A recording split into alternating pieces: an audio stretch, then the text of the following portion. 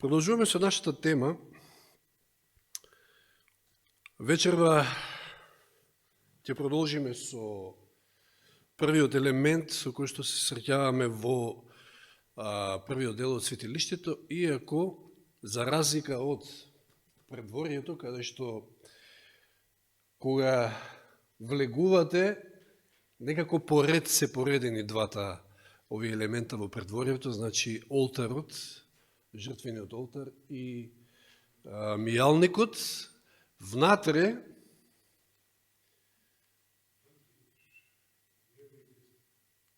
нема некој ред,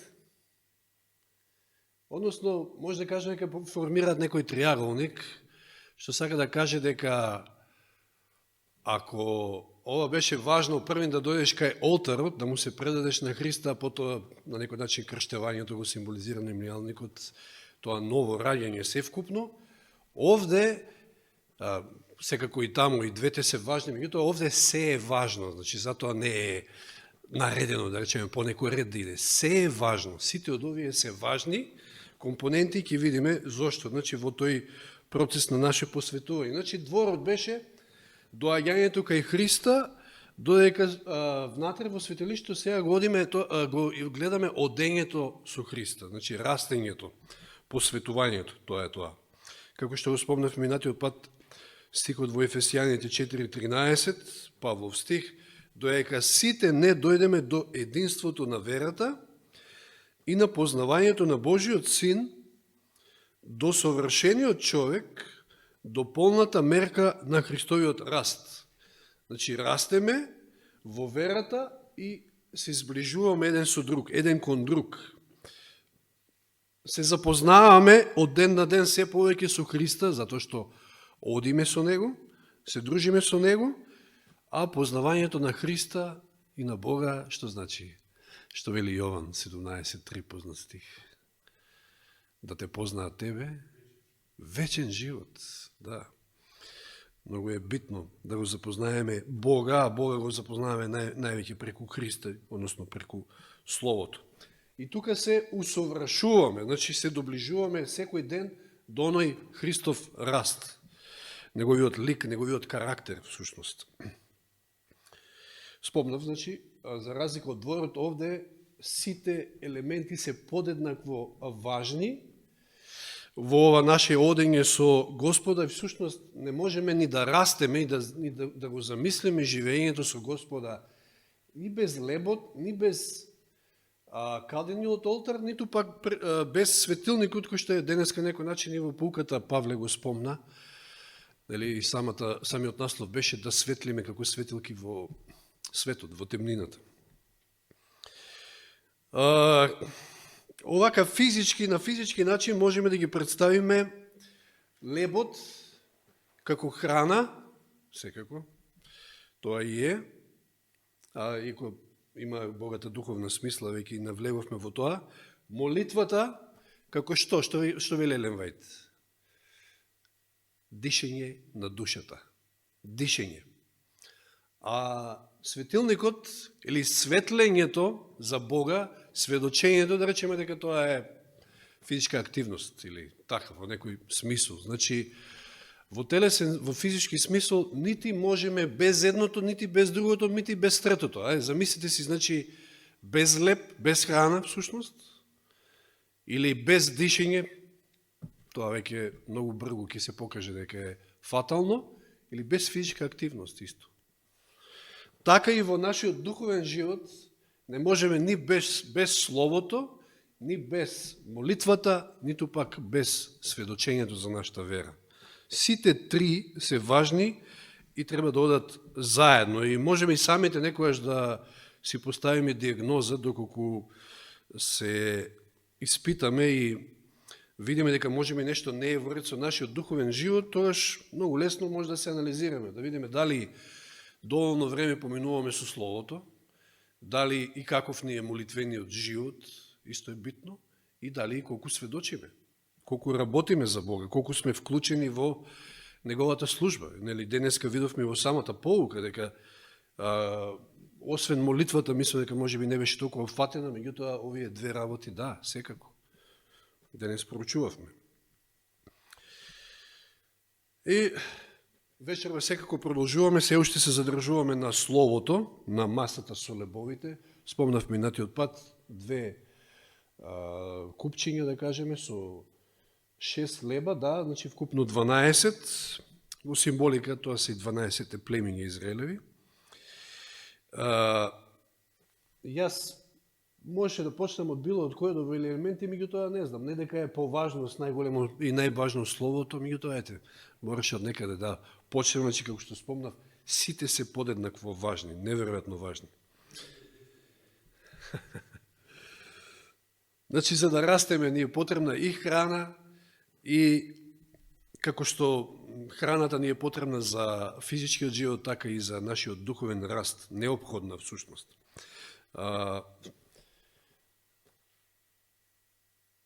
Ке видиме, меѓутоа и сега можам да спомнам дека овие не се работи кои што се на некој начин треба да ги прави христијанинот за да заработи спасение. Не, овде станува збор за неопходности. Што не се заработува спасението. Ајде да го разгледаме Христовиот живот. Дали сите овие 3 работи беа присутни во неговиот живот? Па тоа беше неговиот живот, всушност. Молитва, денеска Јани спомна во својата проповед, читаме и од книгата во средата. Молитва, секако. Словото, проучување на Словото. Работа, тоа се состои всушност неговиот живот. Значи, што да не е Христос сакал нешто да заработи? Дали му требало на него спасение? Не, тој е спасител што дојде да не спаси. Значи, тоа се неопходности. Тоа не се нешта кои што ние сега ги правиме за да заработиме спасение. Не, никако. На почетокот, значи, рековме во дворот, тоа искуството на предворието е новото раѓање. И сега, новороденчето на почетокот секако, кога станува збор за храна, започнува со млеко. Меѓутоа, како расте, знаеме и во физичкиот свет, не е доволно само млеко. Со текот на времето од млеко, или ќе почнеме вака, 1 Петрово 2.2, да видиме дека преку млекото Петар Усари овде го прикажува Словото, повторно. 1 Петрово 2.2, како новородени деца, копнејте по чисто духовно млеко. Спомнува тој духовно млеко на Словото, за да пораснете преку него за спасение. Но, како што кажав, цело време не можеме да бидеме на млеко. Павле што вели, кога станува збор за тоа духовно млеко? Значи, млекото е за кого? За неискусните, вели, во Словото. Значи, за младенците. Да, а тврдата храна за полнолетните, вели таму. Значи, возрастните. Така да, за да тој раст биде соодветен во нашиот живот, духовниот раст, не можеме цело време да сме на млеко. Значи, веројатно ќе со текот на времето ќе станеме неухранети во духовна смисла. Го спомнав минатиот пат, Матеј 4.4, првото искушение, денеска мислам да ги Јани го спомна, да? Исус му одговара на ѓаволот во Матеј 4.4, напишено е, човекот не ќе живее само од леб, туку од секој збор што излегува од устата на Бога. Значи, Словото, значи овде Исус Словото го споредува со леб, основната храна, всушност, за луѓето. Значи, дури го нарекува во Господовата молитва, што е лебот наш насушен. Што значи насушен? Неопходен, есенцијален. Значи, не можеш без него, едноставно. Тоа е, мора да го внесеш. И овој текст во Матеј 4.4 Исус не го измислил само од себе, туку го цитира од Стариот Завет. Интересно е местото од кое што го цитира и тука сега ќе свртиме во еден друг правец и ќе зборуваме всушност за маната ова вечер. Или секојдневната мана, така може да крстиме проповета. Значи, Второ Законие, 8 глава, 2 и 3. Третиот стих е бите на мајве 2 и 3, да се подсетиме. Орошанот, кога ја држеше на своја серија, од Египет до Ханан ги спомнуваше овие стихови, значи Второ Законие или 5 Мојсија, 8 глава, 2 и 3. спомнувај си за целиот пат по кој Господ твојот Бог те водеше низ пустината. А во духовна смисла ние денеска патуваме низ пустината. Кон Ханан, во овие 40 години за да те смири, за да те испита, значи тоа искуство на пустината, еве зошто беше, за да те смири, за да те испита и за да дознаеш што ти е во срцето. Дали сакаш да ги држиш неговите заповеди или не сакаш? Значи, дали сакаш да бидеш послушен или не. За жал се покажа кај една цела генерација дека, освен двајца, нели, за кои што проучувавме од неодамна, се покажа токму она дека не сакаа да бидат послушни. И заради непослушност или неверие, како што вели во евреите, не влезе цела таа генерација.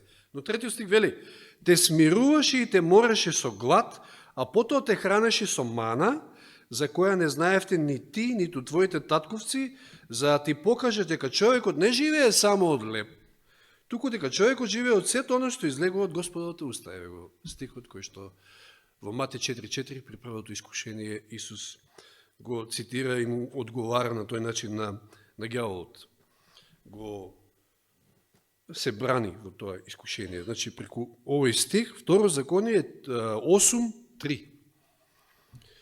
Значи, маната овде е спомната како оној леп. И тоа каков леп?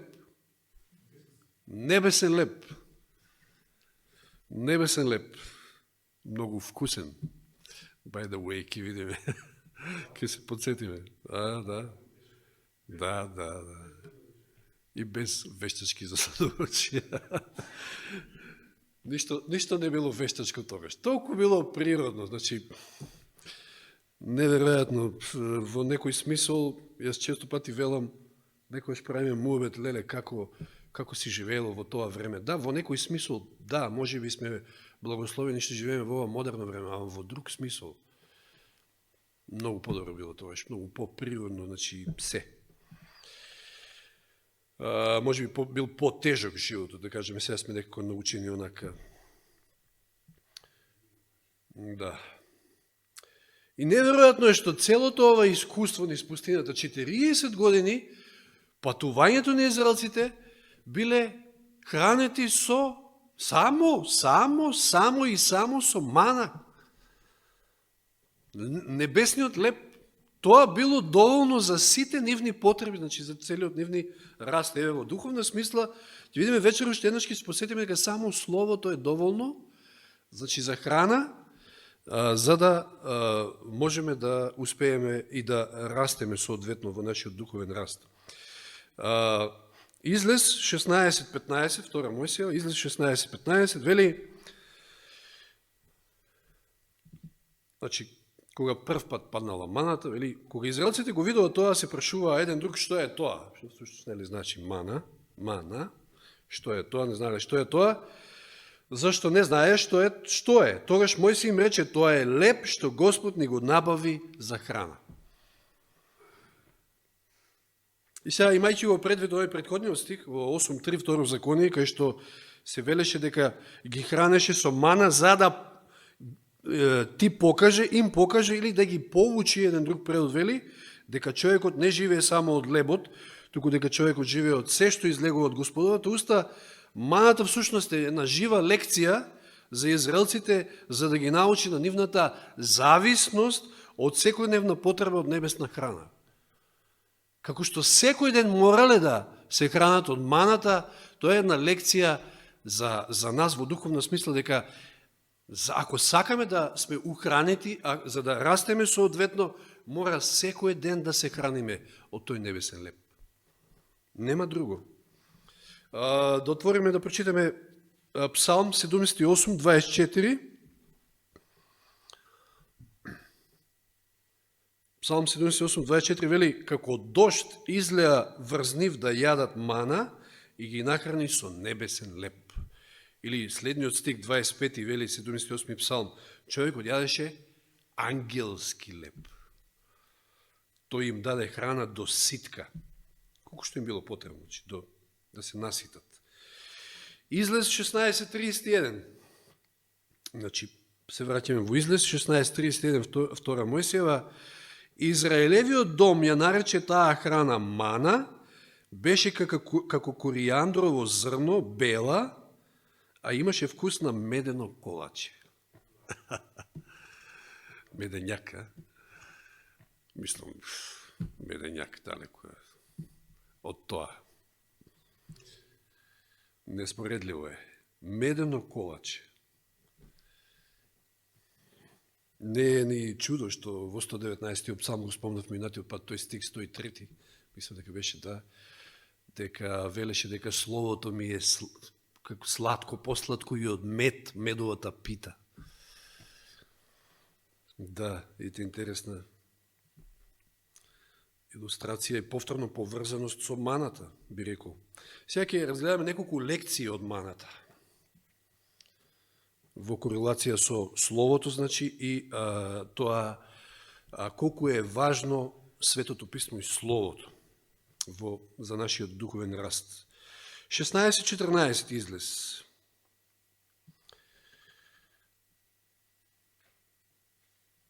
Првата лекција е дека ќе забележиме дека маната била тука веднаш до нивните шатори. Веднаш, само што ќе излезат, тука е маната, тука била. Достапна до секој од нив. Излез 16:14, кога се крена на влаката од росата, значи рано наутро, по површината на пустината лежеше тенок слој, нешто како снегулки. Нормално, бела, нели била? Како да се фатила слана по земјата. Така ми изгледала. Значи, веднаш излегуваат од шаторот и тука им е маната. Замисли кој благослов. Ние денеска живееме во време какво што никош немало порано. Библијата е толку достапна. Никош порано не била толку достапна.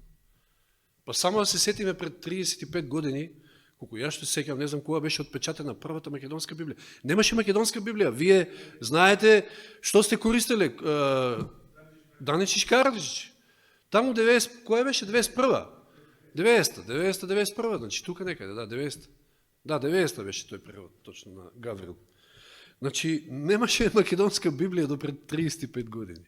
А сега, колко е достапна? Во джебот ни е, во телефонот, на разни апликации, значи на компјутер, било каде, аудио, ако сакате ќе си ја слушате. Неверојатно благословено време денеска, значи толку е достапна, како што маната им била достапна на нив. Но има друг проблем во денешното време.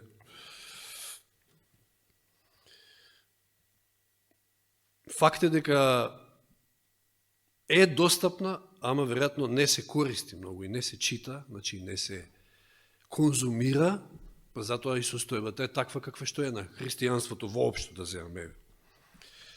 Значи може да ви е во джеб, на телефонот, но не значи дека ви е во вашите мисли. Че денеска е проблем, не сакам сега, сме спомнувале тука анкети, некој, мислам дека и Зоран зборуваше колку проценти не читаат воопшто Библија. Значи. И може ке ви дојде нотификација на телефон, не знам да отворите, ако имате некоја апликација, не знам, утрински стик, некој или било што. Меѓутоа некако се, ова е некоја инстант култура, значи, во која што живееме. Се сакаме нешто кратко, нешто на брзина, на Фейсбук некој ќе пушти онака, не дека е лошо, ама сликичка вака убава и некој стикче, едно стикче и толку. И може и цел ден да помините со тоа. Значи, толку многу е достапно словото, а толку малку се конзумира. Интересно време во кое што живееме.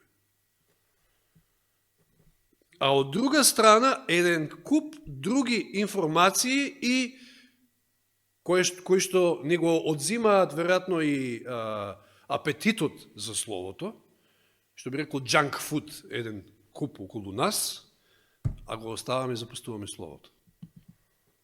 И тоа е времето во кое што живееме. Брзи решенија, значи, инстант нешто, значи, ке читна малку овака. Добра е да ви видам, ај кога ќе седнете на масата, онака полна, само така да малку да чепнете, малку само да чепнете за доручек, ај после за ручек пак малку само чепнете. И утре така е. Колку време ќе издржите така? Неухранет ќе бидеш. И полека паѓа организмот, значи, Ке чепнеш малку само, не сме ние врапчиња, па да чепкаме онака малку. Значи, проблемот денес не е гладот, недостаток на слово, туку презаситеност од други информации, кои што ни го затапуваат апетитот за она што е суштинско, важно. Или полни ни се хард дисковите или телефоните со све, ама душата празна. Значи, како што на нив им била достапна маната, на нас живееме во време во кое што, замисли си среден век, што правиле луѓето? Значи, валдежаните кои ќе ми текне на памет цели глави, значи не цели глави, цели книги учили на памет за да репродуцираат Библијата, за да се одржи, а ние денеска ја имаме насекаде околу нас. Библии, печатени, најпечатена книга е. Апликации, како што спомнам, насекаде околу нас. Штета е, навистина е штета да не се користи, затоа што е неопходност за нашиот раз. Втората лекција што ја учиме е маната ги задоволувала, претходно малку спомнав, сите нивни потреби. Сите. Комплет. Излез 16:35. Израелците се хранија со мана 40 години, се додека не дојдоа во населена земја. Јадеа мана до доаѓањето на границата на хананската земја. 40 години јаделе мана. И тоа ги задоволува сите нивни потреби. И не само во физичка смисла, видите од цитатот од Воспитување. Маната со која ги хранел во пустината имала својства кои ги развивале телесната, душевната и моралната сила. Вау! Какво и да било тоа јадење, ја верувам дека сите ги сакаме да пробаме еднаш, некојаш, на небо, веројатно. Па не случајно и, кога ќе зборуваме за светињата на светињите, и таму имало во ковчегот и сад со мана. Значи, маната со која ги хранел во пустината имала својства кои ги развивале телесната, душевната и моралната сила. Комплетна храна. Значи, ништо не е како Библијата, браќи и сестри. Ништо не може да ви го развие умот, ништо не може да ви го задоволи духот и да ви го нахрани духот како Светото писмо. Ништо. Тоа е таа вистинска храна за духот. Јован 6:63, во онаа глава, знаете, често пати ја цитираме за време на Света вечера, кога погрешно го разбрале Исуса, кога мислеле дека зборува за канибализам, така да каже. Јован 6:63 вели: духот е оној кој оживува, телото не помага ништо. Зборовите што ви ги реков се дух и живот. Тоа е словото. Дух и живот. Минатиот пат зборувавме. Значи, колку е битно духот да ви е нахранет. И се почнува всушност од тука. Мислата. Ако имате позитивни мисли од Библијата, не можете да се наполните со негативни мисли. И не само со негативни мисли, со чисти глупости. Јас сега на Фейсбук излегува вест, ве тера да кликнете, да отворите веста. Значи, пазите, ова е проста вест. А да не збориме за нешто повеќе. Значи, како функционира тој интернет. Вака беше насловот. Ке трупа снег и во градовите. За утре, нели, има некој бран, малку поладен. Ке трупа снег и во градовите. А ја гледав прогноза, ја мислам, секој ден гледам прогноза, дори како снег бе, дали ќе падне снег е прашање, може наводно ќе го видиме. И отвараш, и после ти пише во текстот, па така ќе падне некаде, може во некои градови, ќе има мала, вика, мала снежна покривка. Ама ќе трупа во градовите, мала снежна покривка. Видите ли како се играат со нашите умови? Тоа е една проста вест во врска со метеорологија, со прогноза за времето. Меѓутоа, така функционираат, да те намами само интересно, бомбастично, не знам што, само да кликнеш да отврши, после ќе ти го наполни умот со глупости, буквално. Чај, ова е, може би, ништо, наивно, нема никаква штета од тоа, меѓутоа едноставно сваќате како манипулира всушност со нас, меѓутоа Библијата е тоа кој што ни треба на нас за духот и да се држиме што е можно повеќе до таа здрава храна или словото на животот. Трета поука што ја гледаме или лекција од маната е предност да се собере маната на време или кога?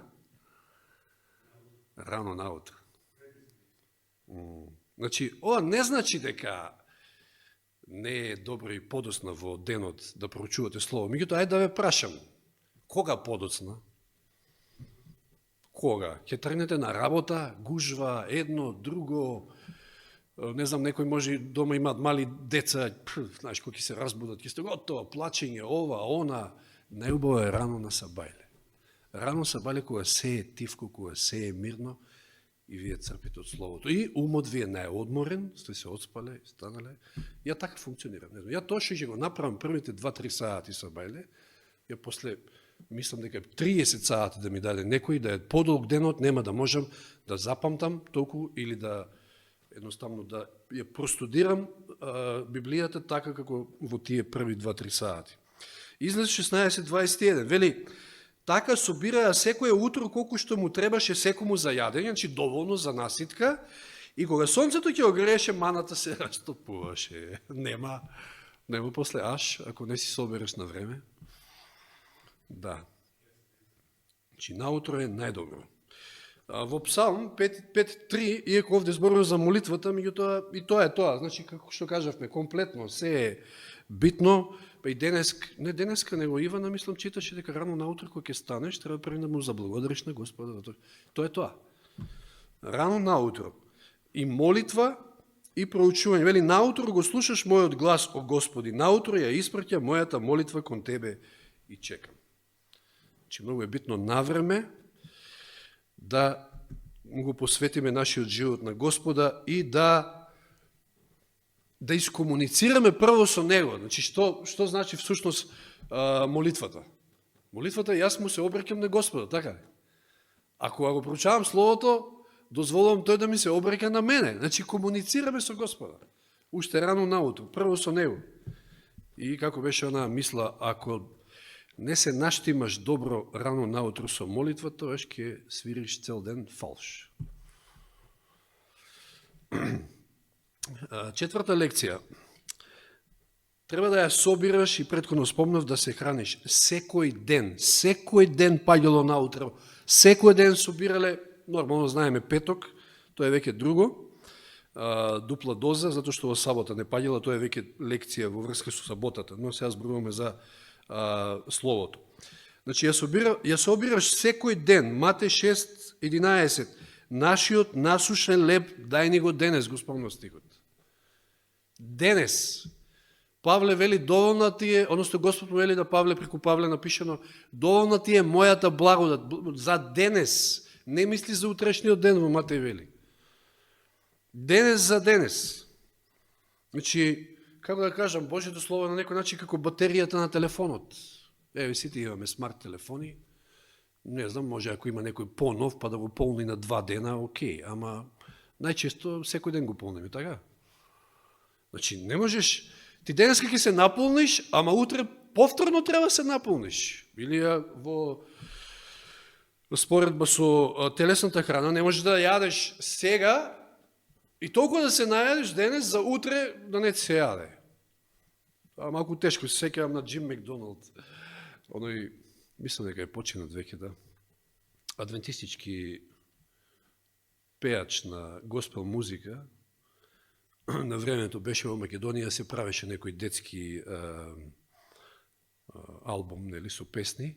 И тој со жена му, така, и тоа им беше мисијата, помага. Значи, мислам дека тука се направија 2 албума, да, и плюс и со шутка, децата од шутка. И превкусна ми беше македонската храна. И не знам, зелник, не знам што беше, што и да, ќе се најаде. Леле, колку убаво сум се најал, вика ми се чини дека нема да јадам до, не знам, до утре вечер или да. Меѓутоа, не е така. Утре повторно ти се јаде. Значи, секој ден. Јас сум лебот на животот. Јован 6:48. Значи, ќе го наполниш телефонот, меѓутоа преку тие апликации, да ги кажеме апликации на животот, се троши и потоа повторно треба да го наполниш, да го конзумираш Словото.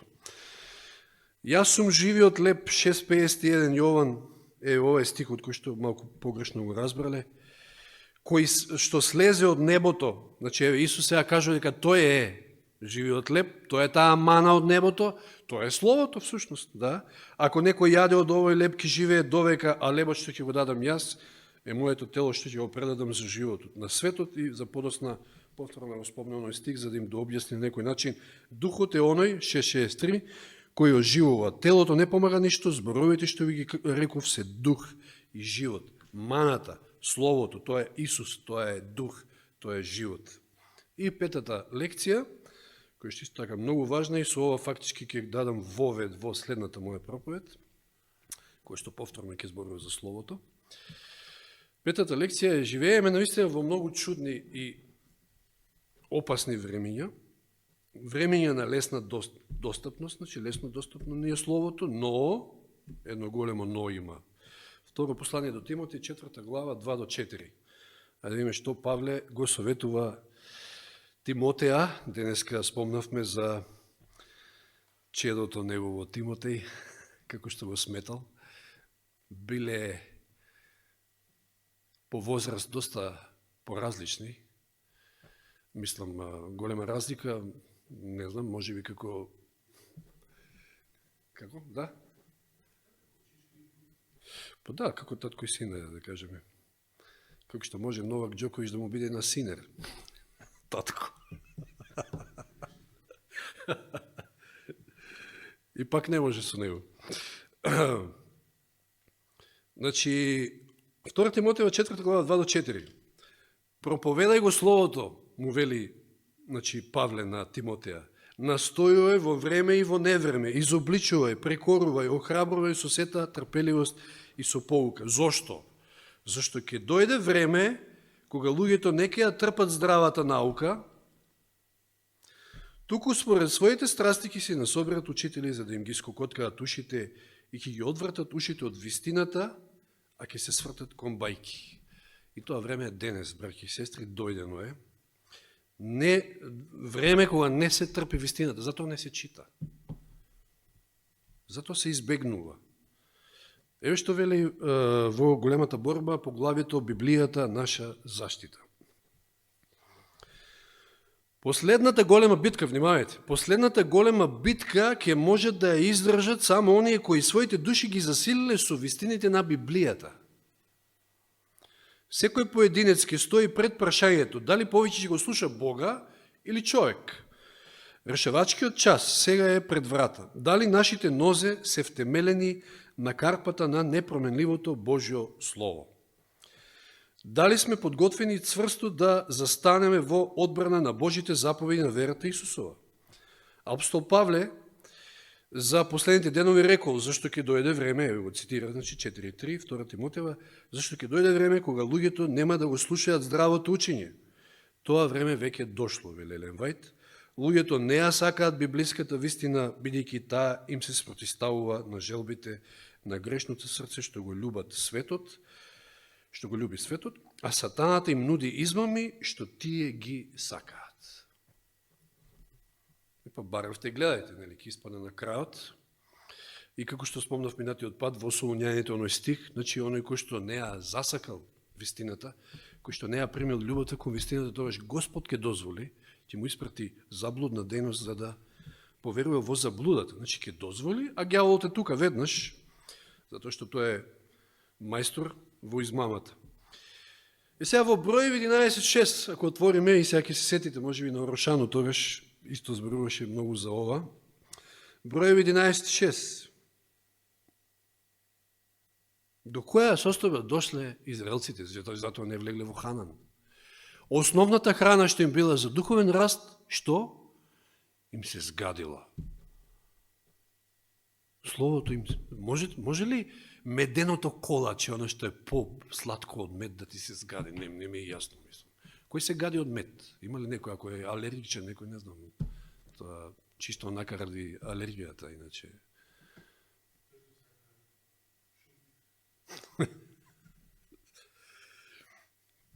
И па да, им се изгадил медот, посакале шунка, нели? Така беше. Сега нашиот живот венее, вика, нема ништо пред нашите очи освен мана. Па што сакате, бе, тоа ви е доволно. Тоа е комплетно за се. Се што ви треба е во маната. Не, ни се згади. Само мана, само мана, само мана. Само Библија, бе, дај кажи нешто поинтересно. Ова не е интересно веќе, ова е старо, застарено. Броеви 21.5. Зошто не изведовте од Египет, за да умреме во оваа пустина? Нема леп, нема вода, а тоа бедно јадење веќе им се згади на нашите души. Елен Вајд вели дека сме во тоа време. Ова е веќе бедно за луѓето. Им се гади. Не ја сакаат здравата наука. Повеќе ќе слушаат бајки, измислици.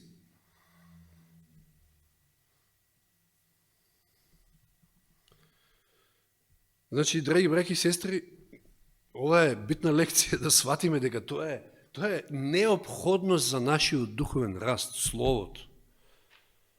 Елен Вајд, еден куп цитати има, вика, во нашите школи, на прво место треба да би Библијата. Денеска дојде време и во нашите школи, Библијата не е на прво место. И што сакате после? Кој производ ќе го добиете? Тоа е она кој што е неопходно за духот, за нашиот раст.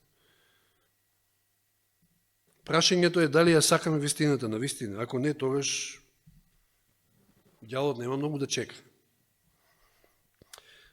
Сепак ќе завршам позитивно со Псалм 119.103, го спомнав претходно стихот.